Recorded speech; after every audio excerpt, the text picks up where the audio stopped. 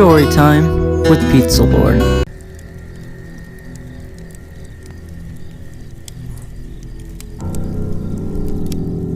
Oh, I don't like that. I do not like that. When I was a kid, my parents would sometimes bring me down to my aunt and uncle's place to stay for the weekend. Mainly, I'd spend time playing with my two cousins who were around the same age as me. They lived on a small farm with plenty of open space, and we could run around doing pretty much whatever we wanted. If we thought we could get away with it, the three of us would sometimes cross over to the neighboring farm about half a mile away. It had been abandoned for decades, with a scattering of derelict buildings and other structures still standing on the property, just begging to be explored. This was of course a gold mine for three adventurous young boys such as ourselves, especially after my cousins told me stories about the deaths that took place in the house. It was pretty classic fare. Man goes crazy, axe murders his entire family, hangs himself, returns every night as an angry spirit looking for new victims. Good, grisly stuff. Even at that age, I knew they were probably making it up, or at least embellishing old rumors. But seeing as how the setting lent itself so well to such tales, I allowed myself to buy into it. Why? One afternoon, we decided to play hide and seek. When it was my turn to hide, I ran off for a flimsy brown barn that had living quarters on top and climbed the stairs looking for a good spot. There was still furniture inside, and personal belongings lay scattered across the floor.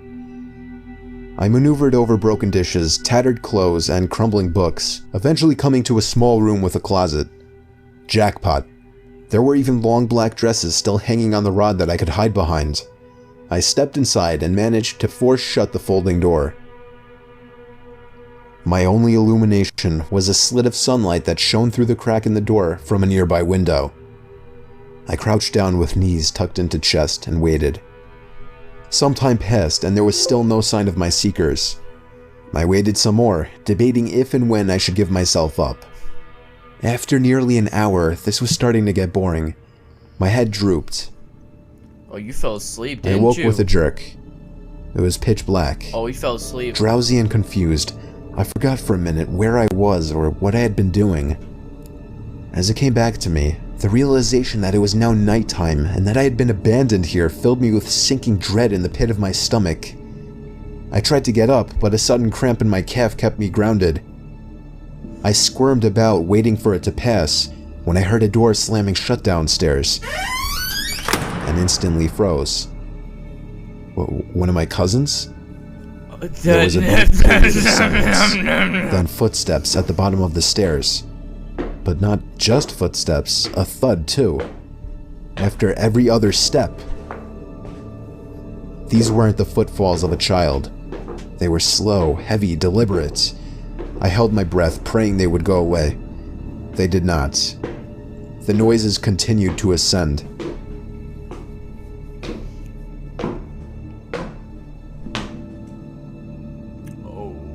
After another moment of silence, the walking resumed, this time along with a steady scraping sound, like something heavy being dragged across the floorboards.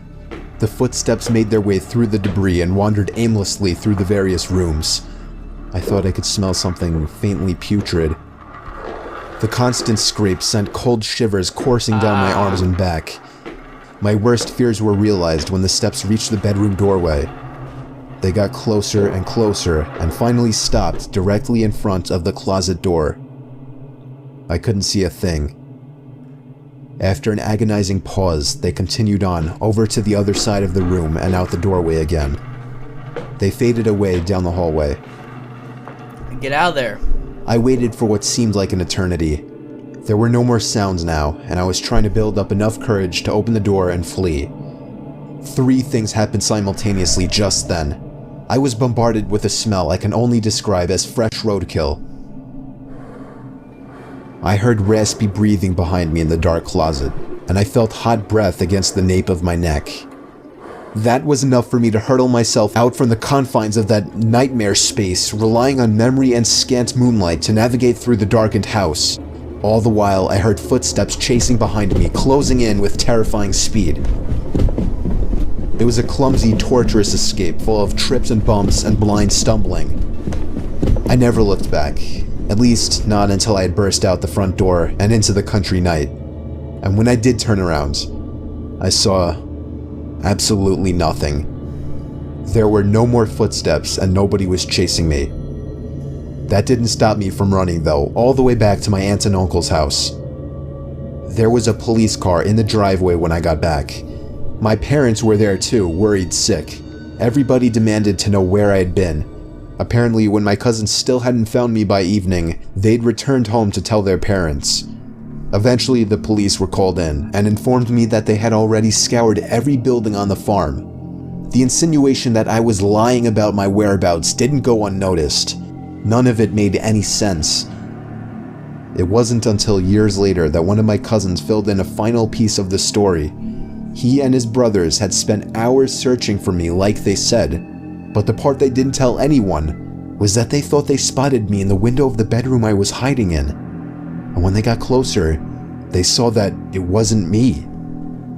A young boy neither of them recognized was smiling and waving down at them and gesturing for them to come upstairs.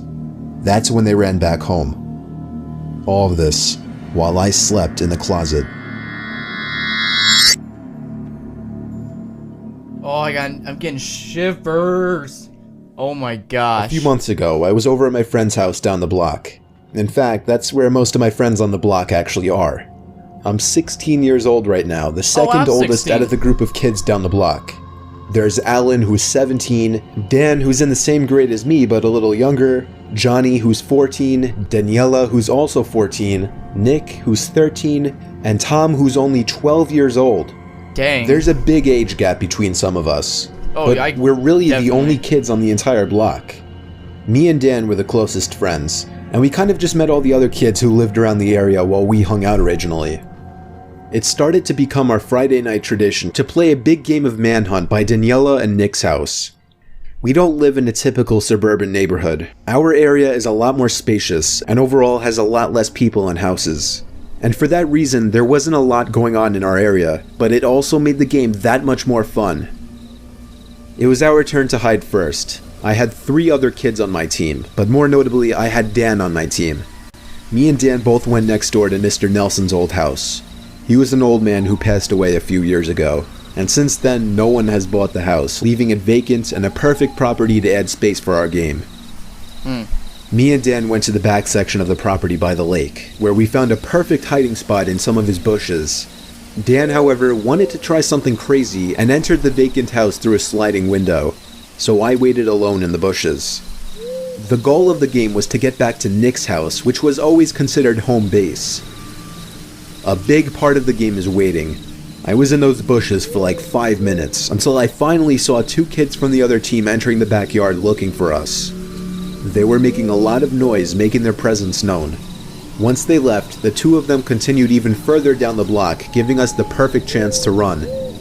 I looked around at all the windows of the house, hoping Dan would be standing near one of them for me to wave him on. And when I looked up to one of the upstairs windows, I was relieved to see his head looking down to me. I waved him on, letting him know it's time to go, but he didn't move. Now I wasn't sure if he could see me. I went over to the window that he entered through, opened it, entered the house, and yelled up into the house calling Dan's name. I'm not even exaggerating when I say I felt like my heart stopped when I heard Dan's voice only a few feet away from me saying, "Dude, shh." I asked him how he got downstairs so quickly, and he just looked confused. He then told me he was sitting down here this whole time.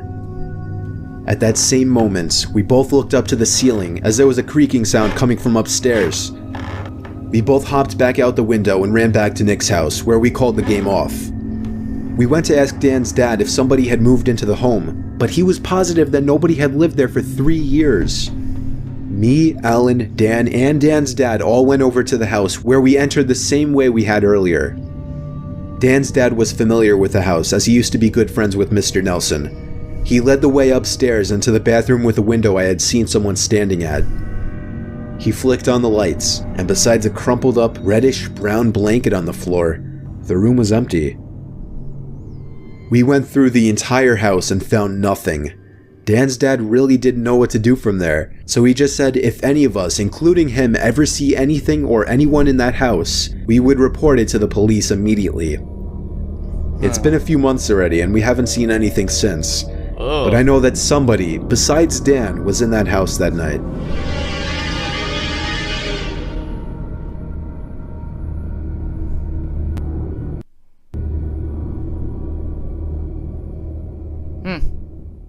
Wow, again, interesting stories. Well, before I go, I want you guys to subscribe to We YouTuber because I'm giving a shout out. You may be asking, why am I giving a shout out? Because We YouTuber is an awesome YouTuber. I enjoy watching his videos. Playing Apex Legends with him was fun. And I hope you guys subscribe to him and check out his recent one about the updates in June, or the funny moments of us playing Apex Legends, or just watch the whole entire live stream for 4 hours we did, I think. Well, hope you guys like this episode of Storytime. If you guys do, go subscribe and click the notification bell. Be part of my notification squad and Pete's crew. And stay tuned for more Storytime. As always, I will see you all in the next video. Bye-bye.